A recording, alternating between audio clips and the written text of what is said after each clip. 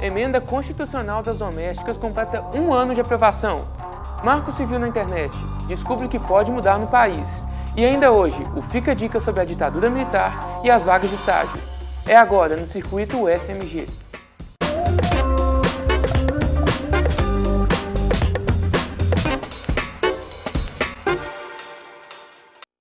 O Marco Civil da Internet foi aprovado na Câmara dos Deputados no final do mês de março. O projeto ainda irá tramitar no Senado, mas a aprovação já é considerada uma vitória por uns e uma derrota por outros. Hoje, o professor da Faculdade de Direito, Túlio Viana, vai explicar um pouco sobre os principais temas tratados pelo projeto de lei. Boa noite, professor. Boa noite. Professor, qual que é a necessidade desse Marco Civil? Bom, na verdade, nós não temos uma legislação, pelo menos não tínhamos, uma legislação que tratasse especificamente da internet. Então, o Marco Civil ele vem tentar suprir justamente essa lacuna. Entendi. E, professor, como que fica a questão dos logs? Bom, um dos pontos que eu acho que a gente precisa ter muita cautela quando trata do Marco Civil é justamente a guarda de logs. O Marco Civil ele obriga que os provedores guardem os logs dos usuários, o que, ao meu ver, é um retrocesso. Né? Não vejo por que nós temos que guardar logs de acesso do usuário, principalmente de acesso a determinados tipos de conteúdo, como páginas na internet. E, professor, em relação à neutralidade, como que ficam as companhias que fornecem o serviço de internet? Bom, a neutralidade eu já acho que foi um avanço. Se você pensar em neutralidade como os provedores não vão poder mais vender pacotes de internet com serviços diferenciados. Então, por exemplo, ele deve dar o mesmo tratamento ao Facebook como a um torrent, por exemplo. Ele não pode dar uma velocidade maior ao Facebook ou só vender, por exemplo, um pacote de internet que só te dê acesso ao Facebook. Então, você vende a internet como um todo e o usuário pode usar qualquer tipo de internet, qualquer tipo de serviço dessa internet, o que eu vejo como uma forma muito positiva. Eu acho que a neutralidade foi um grande avanço. Professor, mas isso não entraria no direito do consumidor? Por que isso tem que entrar no Marco Civil? Bom, porque o Marco Civil, como ele vai tratar especificamente da internet, ele acaba incorporando questões de outras áreas do direito. É do consumidor também, né? Mas é também uma relação de como o usuário tem o tratamento da internet.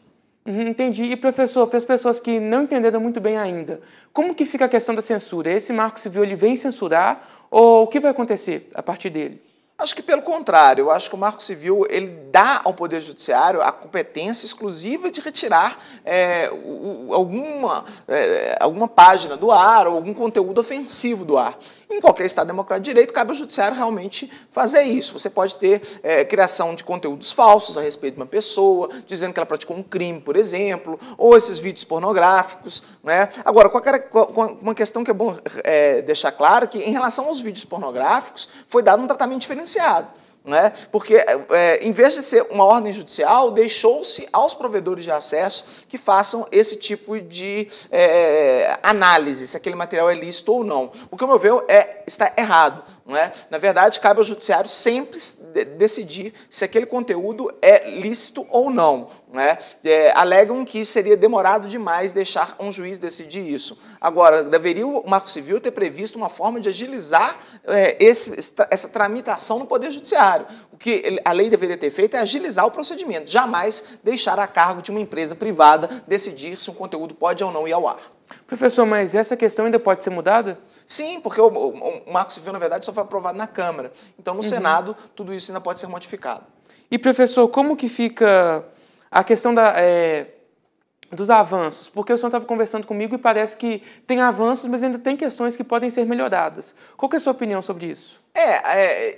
Tem alguns pontos do Marco Civil que são meio contraditórios. Ao mesmo tempo que ele tutela bastante a questão da privacidade em alguns artigos, em outros artigos ele bastante relapsa com a privacidade, a começar por essa guarda de logs. Né?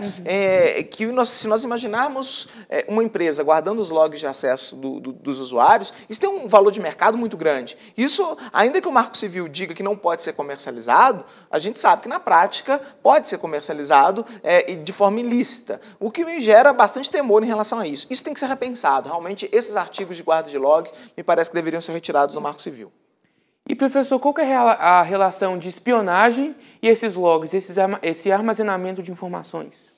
Quando você tem logs de acesso, ainda que por lei, eles só devam ser acessados se houver uma autorização do Poder Judiciário, o fato é que eles vão ficar guardados em algum lugar. Né? E o que facilita, de certa forma, o acesso desses dados, ainda que ilicitamente, para não só espionagem de países estrangeiros, mas espionagem industrial, por exemplo. Você tem, por exemplo, alguma empresa interessada em saber a troca de e-mails do concorrente, né? Então ele paga um espião para tentar obter acesso a esses logs.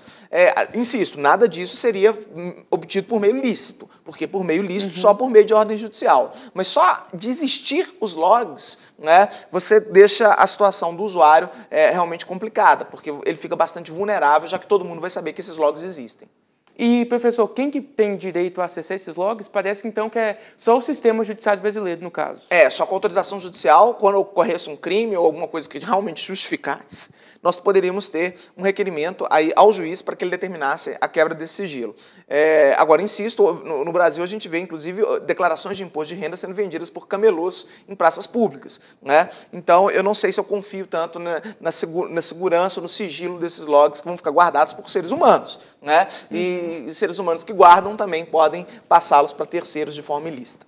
E, professor, para finalizar, falta alguma coisa a ser acrescentada a esse projeto de lei? Não, eu acho que o projeto de lei, pelo contrário, ele é até bastante completo. Acho até que temos mais coisas a retirar, como é o caso da guarda de logs, do que acrescentar. Acho que temos que pensar, tirar essa questão desse tratamento diferenciado do material pornográfico, do outro material comum, e realmente, talvez temos que enxugar o Marco Civil. Acrescentar, não, acho que ele é mais que suficiente. Entendi. Obrigado, professor. Boa noite. Obrigado, foi um prazer.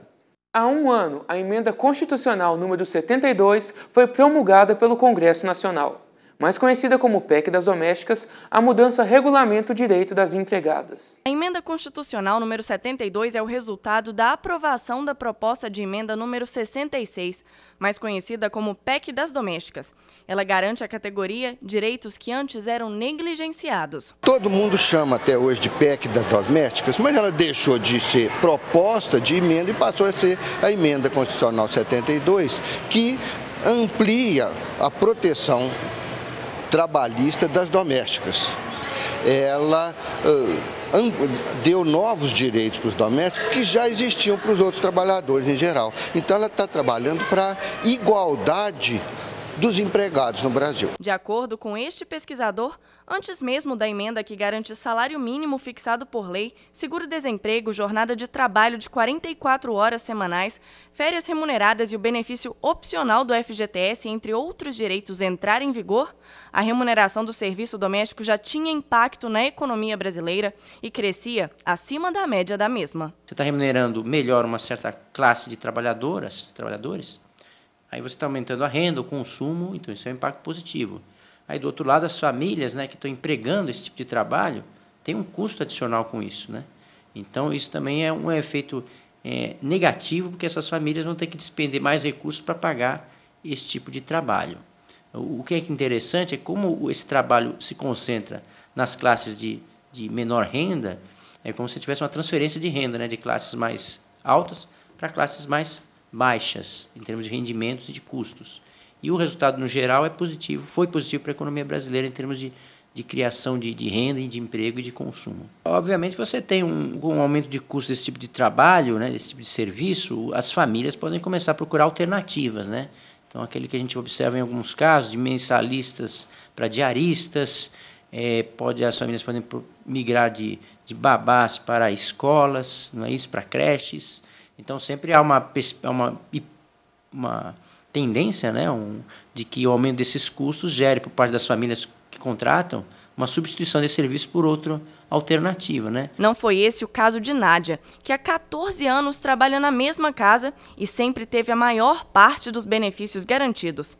Para ela, a única mudança significante foi em relação ao cumprimento das horas de serviço. A única coisa assim é negócio de questão de horário, né? Que era mais complicado do negócio do horário, aí eu não tinha muito horário, e agora eu tenho horário. E agora eu trabalho 9 horas por dia, 4 dias da semana, porque eu não trabalho aos sábados. As mudanças da PEC foram boas assim, para todas as empregadas domésticas?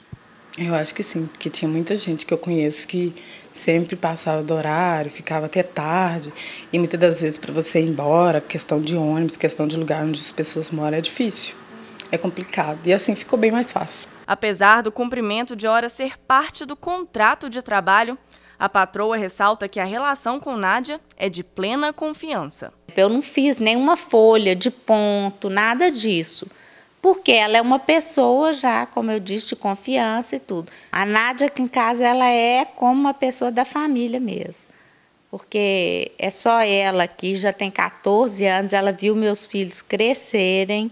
Então, assim, ela conversa de tudo com a gente, ela participa, sabe, das coisas da família. Então, é uma amiga, uma pessoa da família. Meus filhos são doidos com ela com eles.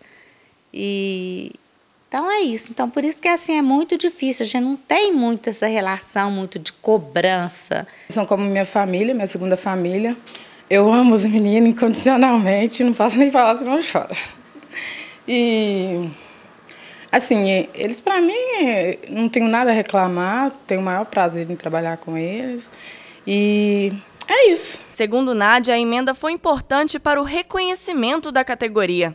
Mas, para ela, ainda falta uma coisa. Gostaria que fosse regularizado o negócio do fundo de garantia, apesar que para algumas pessoas está sendo complicado, para alguns patrões.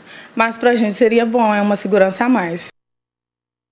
50 anos do golpe militar no Brasil.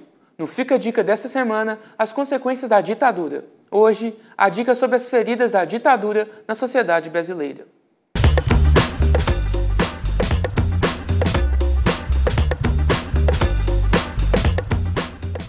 Eu acredito que as feridas da ditadura ainda não cicatrizaram na sociedade brasileira por uma razão. A maior parte das pessoas, ou uma parte significativa da população brasileira, ainda vê a ditadura como algo bastante positivo, considerando-se, sobretudo, que durante a ditadura o Brasil chegou a crescer 10 pontos percentuais. Quando a gente faz pesquisas de opinião no Brasil, uma parte significativa dos eleitores brasileiros preferem um regime que lhes dê garantia, estabilidade e crescimento econômico do que um regime democrático que lhe dê liberdades mais amplas. Nesse sentido, a cultura autoritária produzida durante a ditadura ainda persiste em alguma medida na sociedade brasileira.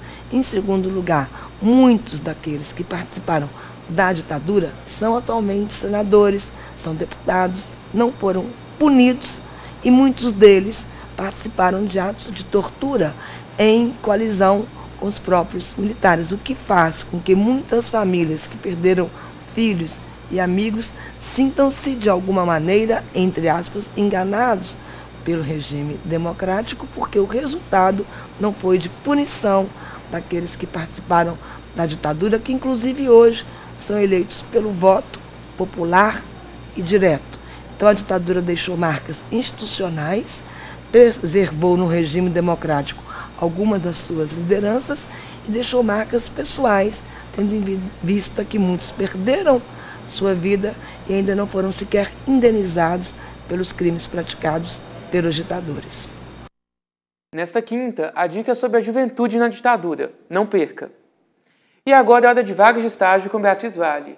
Boa noite, Beatriz, tudo bom? Boa noite, Daniel, tudo bem e você? E o que você trouxe hoje pra gente? Então, o Conselho Regional de Administração de Minas Gerais oferece 2 vagas de estágio para alunos da área. São 20 horas semanais com bolsa de R$ 600, mais auxílio transporte de R$ 120. Os candidatos devem estar cursando entre o 2º e 5º períodos. Interessados devem enviar currículo para joelita@cramg.org.br até o dia 7 de abril. A Sendiud Medical Brasil oferece uma vaga no setor de contabilidade. O estagiário irá trabalhar 30 horas por semana, com remuneração de R$ 1.000, mais auxílio alimentação e auxílio transporte. Interessados devem encaminhar currículo para rh@sjm.com, com o assunto estágio de contabilidade. E a empresa Pedrosa Contadores Associados LTDA oferece 2 vagas para estudantes de ciências contábeis. A carga horária é de 30 horas semanais e a bolsa é de R$ 750, mais auxílio transporte. Os estagiários irão trabalhar de 8 da manhã às 2 da tarde. Quem quiser se candidatar à vaga é só se cadastrar no site web.face.fmg.br/face/oportunidades. Obrigado, Beatriz. Obrigada, Daniel. O Circuito FMG termina agora. Boa noite e até amanhã.